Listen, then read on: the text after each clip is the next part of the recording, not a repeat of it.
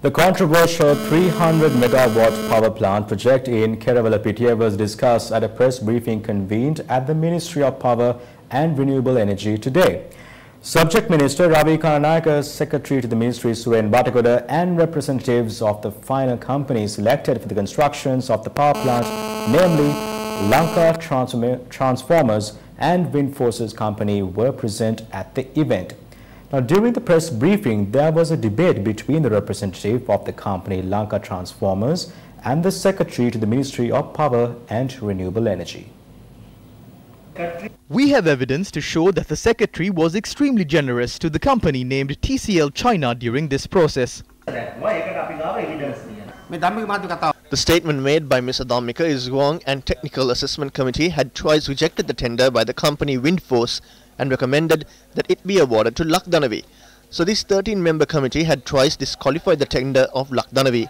They had rejected it, but a tender from Windforce had never been rejected. Thereby, Windforce was recommended. This is one of their personal attacks. An opinion is sought from the Procurement Commission. The Commission says that the Cabinet of Ministers can take a decision on the matter. But because this had gone for 2.5 years and because no power plant had been constructed during the past 10 years, the Minister decided to solve this issue for the Cabinet to award this to both the companies, because then this task can be done with. This is the real situation. Nothing has been given to us without calling for tenders. If the CEB had asked us to help them by doing a project for them immediately, we had done that. I would like to ask the Secretary a very simple question. This is an international competitive bidding tender. In this country, there are two guidelines to be followed in this type of tender. One is 2006 procurement guideline. Other one is 1998 procurement guideline. Which procurement guideline did you follow? For this project, only one guideline can be used. If the 2006 guideline is being used, that cannot be used for any evaluation. That is wrong. This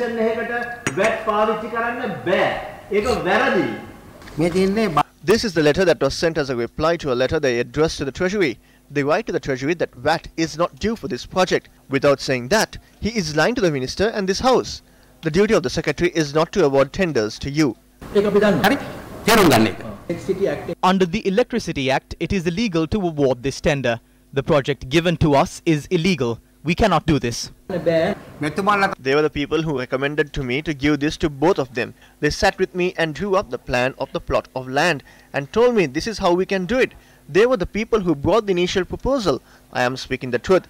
In the tender process, if any applicant influences the government, they are disqualified. These people always influence the government. This was delayed for 2.5 years because of this. He called us and made a proposal to us. What was that proposal? He said, withdraw your bid and you will get 30% of shares in their project. You will get the O&M agreement, the EPC contract. He asked us to withdraw our bid. He said this inside his room on the 31st of October 2018. As this is a company owned by CEB, we presented to the Cabinet a way to do this fast within this same tender. We did not hide that. Then everyone in the Cabinet said that this is really good if we can get it for a lower price, but we will also obtain the permission of the Attorney General. So there was nothing that was hidden. If the Attorney General said that this was taken for the country, what is the barrier? We did not hide this. We informed Cabinet of this. The company that is to receive this said that this is illegal. I wouldn't say that. We look at it like this. If this was awarded properly and it can be constructed, then with the consent of the government and the backing of the Attorney General, if this is awarded, then it still can be constructed.